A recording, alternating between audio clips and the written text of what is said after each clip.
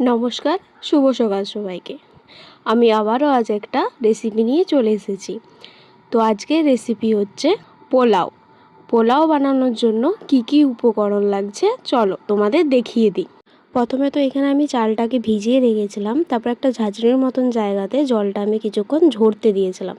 এদিকে জলটা ঝরা হয়ে গেলে চালটাকে অন্য একটা জায়গায় রেখে তার মধ্যে হলুদ দিয়ে আমি মাখিয়ে নেব।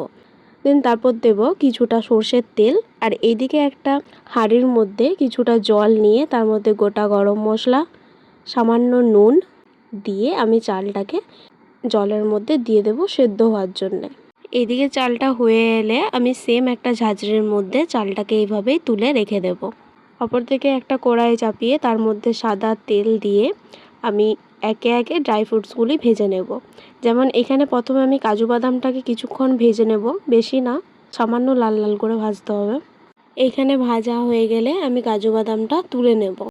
কাজু বাদামটা তুলে এবার আমি কিশমিশগুলো কিছুক্ষণ এইভাবেই ভেজে নেব।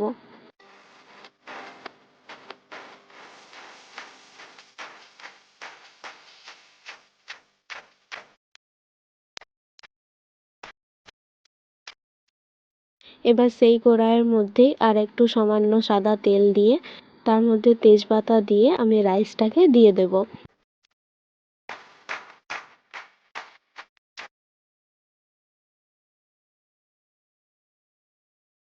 তারপর দেব এখানে চিনির গুঁড়ো। আমি কিছুটা চিনি গুঁড়ো করে রেখেছিলাম, সেটা আমি পরিমাণ মতন রাইসটাতে দিয়ে দেব।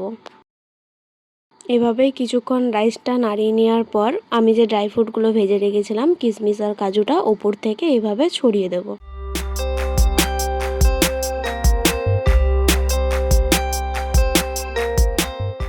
তাহলেই রেডি পোলাও। তোমরাও বাড়িতে বানিয়ে দেখতে পারো, খুবই টেস্টি হয়েছিল। আর আমার ভিডিওটি যদি তোমাদের ভালো লেগে থাকে তাহলে অবশ্যই একটি লাইক এবং সাবস্ক্রাইব করে দিও।